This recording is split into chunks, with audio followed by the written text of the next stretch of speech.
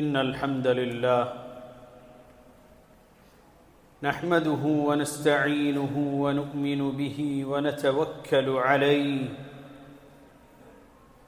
ونعوذ بالله من شرور أنفسنا ومن سيئات أعمالنا من يهده الله فلا مضل له ومن يضلل فلا هادي له وأشهد أن لا إله إلا الله وحده لا شريك له وأشهد أن محمدًا عبده ورسوله أرسله بالهدى ودين الحق ليظهره على الدين كله ولو كره المشركون اللهم صل على محمد وعلى آل محمد كما صليت على إبراهيم وعلى آل إبراهيم اللهم بارك على محمد وعلى آل محمد كما باركت على إبراهيم وعلى آل إبراهيم إنك حميد مجيد أما بعد فإن خير الحديث كتاب الله وخير السنن سنن محمد مصطفى صلى الله عليه وسلم وشر الأمور محدثاتها فإن كل محدثة بدعة وكل بدعة ضلالة وكل ضلالة في النار يا أيها الذين آمنوا اتقوا الله حق تقاته ولا تموتن إلا وأنتم مسلمون സ്നേഹം നിറഞ്ഞ സത്യവിശ്വാസിനികളെ, അല്ലാഹുവിൻ്റെ വിധിവിലക്കുകൾ പാലിച്ച്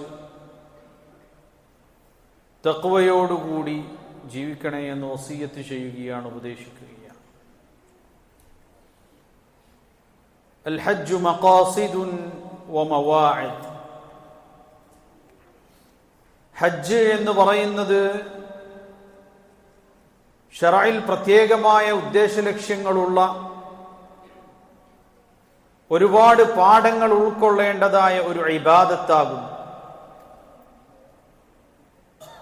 മഹാനായ ഇബ്രാഹിം നബി അലൈഹിസ്സലാത്തു വസ്സലാമയോട് അല്ലാഹു കൽപ്പിച്ച സന്ദർഭം,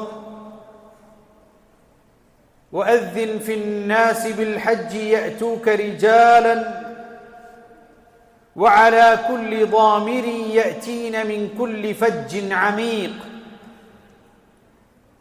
വഅദ്ദിൻ ഫിന്നാസി ബിൽഹജ്ജ്. ആളുകളോട് അല്ലയോ ഇബ്രാഹിം, ഹജ്ജിനു വേണ്ടി വരാൻ നീ ആഹ്വാനം ചെയ്യുകയും അവരെ വിളിക്കുകയും ചെയ്യുക. കാൽനടയായും ലോകത്തിന്റെ നാനാദിക്കുകളിൽ നിന്നും വാഹനത്തിലേറിയും ഒട്ടകപ്പുറത്തുമൊക്കെ ആ മനുഷ്യർ ഹജ്ജ് കർമ്മത്തിനു വേണ്ടി അവിടേക്ക് വന്നെത്തുമെന്ന് അല്ലാഹു സുബ്ഹാനഹു വ തആല പറഞ്ഞിരിക്കുന്നു. ഇന്ന് ലോകത്തിന്റെ നാനാഭാഗത്തു നിന്നും വിശ്വാസികളായ ആളുകൾ പരിശുദ്ധ ഹജ്ജ് കർമ്മത്തിനായി കഅബാലയത്തിലേക്ക് അവർ യാത്ര തിരിച്ചുകൊണ്ടിരിക്കുകയാണ്. അങ്ങേയറ്റം മഹത്വമുള്ള അല്ലാഹുവിന്റെ പക്കൽ സ്വർഗം പ്രതിഫലമായി നിശ്ചയിക്കപ്പെട്ടിട്ടുള്ളതായ കർമ്മമാണ് പരിശുദ്ധ ഹജ്ജ് കർമ്മം. قال النبي صلى الله عليه وسلم الحج المبرور ليس له جزاء إلا الجنة. മബ്റൂറായ ഒരു ഹജ്ജിന് സ്വർഗമല്ലാത്ത മറ്റൊരു പ്രതിഫലവുമില്ല എന്ന് മുഹമ്മദ് മുസ്തഫ സല്ലല്ലാഹു അലൈഹി വസല്ലം നമ്മെ പഠിപ്പിക്കുന്നു. മാത്രമല്ല, ഒരു മനുഷ്യൻ അല്ലാഹുവിന്റെ പ്രീതി ആഗ്രഹിച്ചുകൊണ്ട് പരിശുദ്ധ ഹജ്ജ് കർമ്മം നിർവഹിച്ചാൽ, മൻ ഹജ്ജ ഫലം യഫ്സുഖ് വലം യർഫുസ് മൻ ഹജ്ജ ഫലം യർഫുസ് വലം യഫ്സുഖ് റജഅ കയൗമി വലദത്ഹു ഉമ്മു. ആത്മാർത്ഥമായി അല്ലാഹുവിന്റെ പ്രീതി ആഗ്രഹിച്ച് ലബ്ബൈക് അല്ലാഹുമ്മ ലബ്ബൈക് ലബ്ബൈക് ലാ ശരീക ലക ലബ്ബൈക് ഇന്നൽ ഹംദ വന്നിഅമത ലക വൽ മുൽക് ലാ ശരീക ലക്. അല്ലാഹുവേ, നിനക്ക് യാതൊരു പങ്കുകാരുമില്ല, ആരാധനക്കർഹൻ നീ മാത്രമാണ് എന്ന് പ്രകീർത്തിച്ചുകൊണ്ട് തൽബിയത്ത് വിളിച്ചുകൊണ്ടൊരു മനുഷ്യൻ ഹജ്ജ് കർമ്മം പൂർത്തിയാക്കുമ്പോൾ അവനെ സംബന്ധിച്ചിടത്തോളം തന്റെ മാതാവിന്റെ ഉദരത്തിൽ നിന്ന് പെറ്റുവീണ പോലെ പാപങ്ങളിൽ നിന്ന് ശുദ്ധനായി മടങ്ങാൻ സാധിക്കുമെന്ന് മുഹമ്മദ് മുസ്തഫ സല്ലല്ലാഹു അലൈഹി വസല്ലം നമ്മെ പഠിപ്പിക്കുന്നു. ഹജ്ജ് നൽകുന്ന ഏറ്റവും വലിയ സന്ദേശങ്ങളിൽ ഒന്ന് തൗഹീദിന്റെ സന്ദേശമാണ്. അല്ലാഹുവേ, ആരാധനക്കർഹനായി നീയല്ലാതെ ആരും തന്നെയില്ല എന്നുള്ള പ്രഖ്യാപനമാണ് ഹജ്ജിലൂടെ നടക്കുന്നത് എന്നർത്ഥം. മക്കാ മുശ്രിക്കുകളെ സംബന്ധിച്ചിടത്തോളം മുശ്രിക്കീ മക്ക അവർക്ക് പ്രത്യേകമായൊരു തൽബിയത്തുണ്ടായിരുന്നു. അവരുടെ തൽബിയത്തിന്റെ വ്യത്യാസം എന്താണ്? സാധാരണ നമ്മൾ പറയുന്ന പോലെ ലബ്ബൈക് അല്ലാഹുമ്മ ലബ്ബൈക് ഒക്കെ പറഞ്ഞതിന് ശേഷം മുശ്രിക്കീങ്ങൾ പറഞ്ഞിരുന്നതായ തൽബിയത്താണ് ഇല്ലാ ശരീകൻ തംലികുഹു വമാ മലക. അല്ലാഹുവേ, നീ ഏകനാണ്, നിനക്ക് പങ്കുകാരില്ല എന്നൊക്കെ അവർ പ്രഖ്യാപിച്ച ശേഷം അവർ പറയുന്നു, അല്ലാഹുവേ, ഒരു പങ്കുകാരനല്ലാതെ അവനെ നീ ഉടമപ്പെടുത്തുന്നതാണ്, സ്വന്തമായി കഴിവുള്ളവനല്ല, സ്വന്തമായി ഒന്നും തന്നെ കഴിവുള്ളവനല്ല. പക്ഷേ അല്ലാഹുവേ, നീ ഉടമപ്പെടുത്തുന്നവനായ നീ കൊടുത്ത കഴിവിൽ നിന്ന് ഞങ്ങൾക്ക് നൽകുന്ന ഒരു ശരീക്കുണ്ട് എന്ന് മക്കാ മുശ്രിക്കുകൾ പറയാറുണ്ടായിരുന്നു. അവിടെയാണ് യമാമയിലെ രാജാവായ സുമാമ, അദ്ദേഹം നബി കരീം സല്ലല്ലാഹു അലൈഹി വസല്ലമയുടെ ഒരു സരിയയുടെ കയ്യിൽപ്പെട്ട് നബി സല്ലല്ലാഹു അലൈഹി വസല്ലമ അദ്ദേഹത്തെ അന്നത്തെ കരുതലിന്റെ ഭാഗമായി അദ്ദേഹത്തെ ചോദ്യം ചെയ്യാനായി വിളിച്ചു വരുത്തുകയും അങ്ങനെ ഉംറയ്ക്ക് വേണ്ടി പുറപ്പെട്ടിരുന്ന അദ്ദേഹം അല്ലാഹുവിന്റെ റസൂലിന്റെ സന്നിധിയിൽ സുരക്ഷയുടെ ഭാഗമായി 4 ദിവസം കഴിയേണ്ട സാഹചര്യം വന്നപ്പോ നബി കരീം സല്ലല്ലാഹു അലൈഹി വസല്ലമയെ കുറിച്ച് മനസ്സിലാക്കി അദ്ദേഹം ഇസ്ലാം സ്വീകരിക്കുകയാണ്. അങ്ങനെ നബി സല്ലല്ലാഹു അലൈഹി വസല്ലമയോട് ഉംറയ്ക്ക് വേണ്ടി പോകാൻ അദ്ദേഹം അനുവാദം ചോദിച്ചു. ആ ഉംറയ്ക്ക് വേണ്ടി പോയ വേളയിൽ മക്കാ മുശ്രിക്കുകളുടെ തൽബിയത്തല്ലാത്ത യഥാർത്ഥ തൽബിയത്ത് അദ്ദേഹം അവിടെ ചൊല്ലിക്കൊണ്ട് അദ്ദേഹം അവിടെ ഹജ്ജ് പരിശുദ്ധ ഉംറ കർമ്മത്തിന് വേണ്ടി അദ്ദേഹം പോകുകയാണ്. അപ്പോൾ അദ്ദേഹം ഇല്ലാ ശരീകൻ തംലികുഹു വമാ മലക എന്ന് പറയുന്ന ഭാഗം പറഞ്ഞില്ല. ലബ്ബൈക അല്ലാഹുമ്മ ലബ്ബൈക, അല്ലാഹുവേ, നിന്റെ വിളിക്കിതാ ഞങ്ങൾ ഉത്തരം ചെയ്തിരിക്കുന്നു. ലബ്ബൈക ലാ ശരീക ലക ലബ്ബൈക, അല്ലാഹുവേ, നിനക്ക് യാതൊരു പങ്കുകാരുമില്ല, ഒരു പങ്കുകാരുമില്ല എന്ന് പറഞ്ഞുകൊണ്ട് ലാ ശരീക ലക ലബ്ബൈക ഇന്നൽ ഹംദ വന്നിഅമത, എല്ലാ അനുഗ്രഹങ്ങളും എല്ലാ സ്തുതിയും മടങ്ങുന്നത് നിന്നിലേക്ക് മാത്രമാണ്. ലക വൽ മുൽക്, എല്ലാത്തിന്റെയും പരമാധികാരം നിനക്കാണ്. ലാ ശരീക ലക്, നിനക്കൊരു പങ്കുകാരുമില്ല എന്ന് പറഞ്ഞുകൊണ്ട് അവിടെ അദ്ദേഹം ഉംറ കർമ്മത്തിന് വേണ്ടി പ്രവേശിച്ച വേളയിൽ മക്കാ മുശ്രിക്കുകൾ അദ്ദേഹത്തെ വളയുന്നത് കാണാൻ സാധിക്കും. അദ്ദേഹത്തെ അപായപ്പെടുത്താൻ വേണ്ടി മുന്നോട്ട് വന്നപ്പോൾ മക്കക്കാർക്ക് മനസ്സിലായി തങ്ങൾക്ക് ഭക്ഷണം വരുന്ന യമാമയിലെ ഭക്ഷ്യവസ്തുക്കൾ മക്കയിലേക്ക് വരുന്ന യമാമ എന്ന് പറയുന്ന നാട്ടിലെ രാജാവാണ്, പ്രശ്നമാകും. അദ്ദേഹത്തെ അവർ തടയാൻ ശ്രമിച്ചു, പിന്നീട് വിട്ടു. അവിടെ നിന്ന് അദ്ദേഹം നബി കരീം സല്ലല്ലാഹു അലൈഹി വസല്ലമയോട് അദ്ദേഹം അവിടുന്ന് ഒരു ശപഥം ചെയ്തു പോകുകയാണ്. യമാമയിൽ നിന്ന് മക്കയിലേക്ക് വരുന്ന ഭക്ഷ്യസാധനങ്ങൾ ഇനി ഞാൻ അയക്കുകയില്ല, മുഹമ്മദ് മുസ്തഫ സല്ലല്ലാഹു അലൈഹി വസല്ലം അനുവാദം തന്നാലല്ലാതെ. കാരുണ്യത്തിന്റെ പ്രവാചകനായ മുഹമ്മദ് മുസ്തഫ സല്ലല്ലാഹു അലൈഹി വസല്ലം മക്കക്കാർക്ക് അതിലൂടെ ഉണ്ടാകുന്ന പ്രയാസം മനസ്സിലാക്കി സുമാമയോട് പറഞ്ഞു, നീ അയച്ചു കൊടുക്കുന്ന ഭക്ഷണം അയച്ചു കൊടുത്തു, അത് മുടക്കണ്ട എന്ന്. ഞാൻ പറഞ്ഞു വരുന്നത്, ആ തൽബിയത്തിൽ പോലും തൗഹീദിന്റെ വരികളാണ് ഓരോ ഹാജിമാരും ഉച്ചരിക്കുന്നതെന്നാണ്. ഒരു മുഅ്മിനായ മനുഷ്യൻ പ്രപഞ്ചത്തിൽ ഏകനായ സൃഷ്ടാവിനെ ആരാധിച്ച് അവന്റെ മുന്നിൽ മാത്രം നെറ്റിത്തടം സുജൂദ് ചെയ്ത് അവന്റെ മുന്നിൽ മാത്രം റുകൂഅ് ചെയ്ത് പ്രയാസങ്ങളിലും പ്രതിസന്ധി ഘട്ടങ്ങളിലും റബ്ബിനോട് മാത്രം കൈകൾ ഉയർത്തി ദുആ ചെയ്ത് അല്ലാഹുവിനെ മാത്രം ആരാധിച്ച് പ്രാർത്ഥിച്ച് എന്ത് പ്രയാസങ്ങൾ അനുഭവിച്ചാലും തൊണ്ടക്കുഴിയിൽ നിന്ന് ജീവൻ അറ്റുപോകുന്നത് വരേക്കും ഏകനായ റബ്ബിനെയല്ലാതെ ഒരാളെയും ഞാൻ ആരാധിക്കുകയില്ല എന്ന പ്രഖ്യാപനമാണ് പരിശുദ്ധ ഹജ്ജ് കർമ്മം എന്ന് പറയുന്നത്.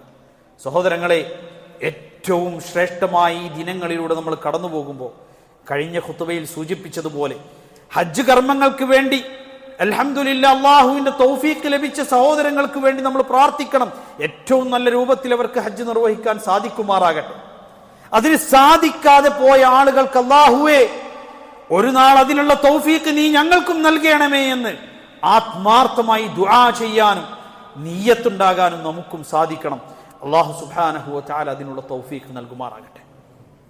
മാത്രമല്ല, നമ്മളെ സംബന്ധിച്ചിടത്തോളം ഈ ദിവസങ്ങൾ ആരാധനകളുടെ ദിവസങ്ങളാണ്, ഇബാദത്തിന്റെ ദിവസങ്ങളാണ്. വിശുദ്ധ ഖുർആനിന്റെ പാരായണവും ധാരാളമായ തക്ബീറുകളും. നബി കരീം സല്ലല്ലാഹു അലൈഹി വസല്ലമ പറഞ്ഞു, നിങ്ങൾ ദുൽഹിജ്ജ മാസത്തിലെ ആദ്യ 10 ദിവസങ്ങളിലേക്ക് കടന്നാൽ ഫഅക്സിറു മാ മിൻ അയ്യാമിൻ അഹബ്ബു ഇലല്ലാഹ് വലാ അഅ്ളമ ഇലൈഹി മിൻ ഹാദിഹിൽ അയ്യാമിൽ അശ്ർ. പടച്ച റബ്ബിന്റെ പക്കൽ ഇത്രമാത്രം ശ്രേഷ്ഠമായ മറ്റു ദിവസങ്ങളില്ല. അതുകൊണ്ട് തന്നെ ഫഅക്സിറു ഫീഹിന്ന തഹ്ലീല വത്തക്ബീറ വത്തഹ്മീദ്.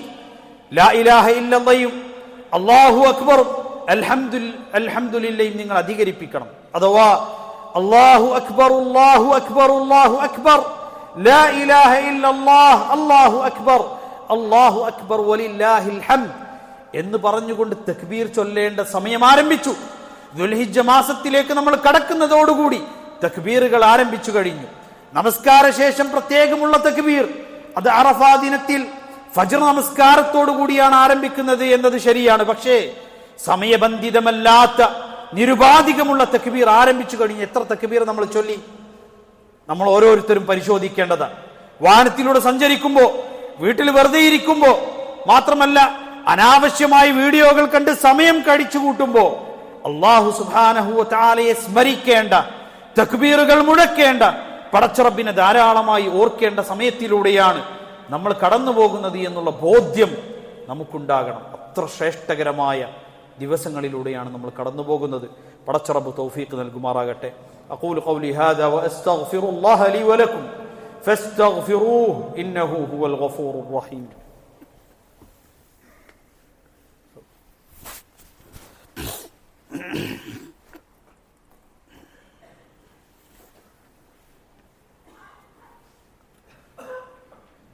الحمد لله رب العالمين والعاقبة للمتقين ولا عدوان إلا على الظالمين وأصلي وأسلم على المبعوث رحمة للعالمين نبينا وقدوتنا محمد وعلى آله وصحبه أجمعين أما بعد أيها الإخوة أوصيكم بتقوى الله. അള്ളാഹുവിനെ സൂക്ഷിച്ചുകൊണ്ട് തഖ്വയോടുകൂടി ജീവിക്കണമെന്ന് വസിയത്ത് ചെയ്യുകയാണ്, ഉപദേശിക്കുകയാണ്. ഉദ്ഹിയ്യത്ത് കർമ്മത്തിന്റെ പ്രാധാന്യം നമ്മൾ മനസ്സിലാക്കി. قال النبي صلى الله عليه وسلم من وجد ساعة فلم يضحي فلا يقربن مصلانا. ഒരാൾക്ക് അല്ലാഹു സുബ്ഹാനഹു വ തആല സാമ്പത്തികമായി നൽകിയിട്ടും ഉദ്ഹിയ്യത്ത് കർമ്മം നിർവഹിക്കാത്തവനാണ് എങ്കിൽ അവൻ മുസല്ലയിലേക്ക് വരേണ്ടതില്ല എന്നുള്ളത് ശരിക്കും പറഞ്ഞു കഴിഞ്ഞാൽ ഒരു തഅദീബിന്റെ ഭാഗമായുള്ള വാക്കുകളാണ്. പക്ഷെ സാധിക്കുന്നവരൊക്കെ ചെയ്യണം. അതുപോലെ തന്നെ നമ്മൾ പെരുന്നാളിന് പള്ളിയിലേക്ക് വരുമ്പോൾ പള്ളിയുടെ അടുത്തുള്ള ആളുകൾ കഴിയുന്നത് നടന്നു വരാൻ വേണ്ടിയിട്ട് ശ്രമിക്കുക. അത് അള്ളാഹുവിന്റെ റസൂലിന്റെ സുന്നത്താണ്. നബി കരീം സല്ലല്ലാഹു അലൈഹി വസല്ലം ഈദുൽ ഫിത്റിന്റെ വേളയിൽ പള്ളിയിലേക്ക് പോകും, മുസല്ലയിലേക്ക് പോകുമ്പോൾ ലാ യഖ്റുജു ഹത്താ യഅകുല തമറാത്തിൻ ഐ ഫിൽ ഫിത്രി, ഈദുൽ ഫിത്റിൽ ഏതാനും കാരക്കകൾ കഴിച്ചിട്ടേ പോകാറുണ്ടായിരുന്നു. എന്നാൽ ഫിൽ അദ്ഹ, ഈദുൽ അദ്ഹയുടെ സമയത്ത് ഭക്ഷണം കഴിക്കാതെ മുസല്ലയിലേക്ക് വരിക എന്നുള്ളതാണ് സുന്നത്ത് എന്ന് പറയുന്നത്. അതുപോലെ തന്നെ ഉള്ളതിൽ നല്ല വസ്ത്രം ധരിച്ച് കുളിച്ച് ഒരുങ്ങി അതൊരു ഈദിന്റെ ദിവസമാണ് എന്നുള്ളത് പ്രകടമാക്കി കൊണ്ടുവരുവാൻ പഠിപ്പിക്കപ്പെട്ടിട്ടുള്ളതായ ദിവസമാണ്. അതുകൊണ്ട് തന്നെ എല്ലാവരും ആ പരിശുദ്ധ റമദാനിന് ശേഷം ഈദുൽ ഫിത്റിൽ നമ്മൾ പങ്കെടുത്തതുപോലെ ഈദുൽ അദ്ഹയുടെ ദിവസത്തിലും പെരുന്നാൾ നമസ്കാരം കൃത്യമായി നിർവഹിക്കാൻ നമ്മൾ മറന്നുപോകരുത്. അറഫയുടെ ദിവസത്തിലെ നോമ്പ് എന്ന് പറയുന്നത് അത് ദുൽഹിജ്ജ മാസത്തിലെ നമ്മളുടെ ആദ്യ 10 ദിവസങ്ങളുടെ അമലുകളുടെ പര്യവസാനമാണ്. അതിൻ്റെ ദുൽഹിജ്ജ 9 വരുന്നതായ അറഫ നോമ്പ് എന്ന് പറയുന്നത് അത് വരാനിരിക്കുന്ന ഒരു മാസത്തെ ഒരു വർഷത്തെ പാപങ്ങളും കഴിഞ്ഞുപോയൊരു വർഷത്തെ പാപങ്ങൾ പൊറുക്കപ്പെടുമെന്ന് യുകഫിറു സനതല്ലതി ഖബ്ലഹു വസ്സനതല്ലതി ബഅദഹു എന്ന് നബി സല്ലല്ലാഹു അലൈഹി വസല്ലം പഠിപ്പിച്ചതായ നോമ്പാണ്. അതുകൊണ്ട് അതൊക്കെ ഉൾക്കൊണ്ട് ആ അറഫാ ദിനത്തിൽ നോമ്പെടുക്കുവാനും പെരുന്നാൾ ദിവസം നേരത്തെ തന്നെ അണിഞ്ഞൊരുങ്ങി പള്ളിയിലേക്ക് വരുവാനുമൊക്കെ നമ്മൾ ഓരോരുത്തരും ശ്രദ്ധിക്കുക. അല്ലാഹു സുബ്ഹാനഹു വ തആല തൗഫീഖ് നൽകുമാറാകട്ടെ. اللهم اغفر للمؤمنين والمؤمنات والمسلمين والمسلمات الأحياء منهم والأموات إنك مجيب الدعوات يا قاضي الحاجات. اللهم أجرنا من النار، اللهم أجرنا من النار، اللهم أجرنا من النار. آمين آمين آمين برحمتك يا أرحم الراحمين. وأقم الصلاة.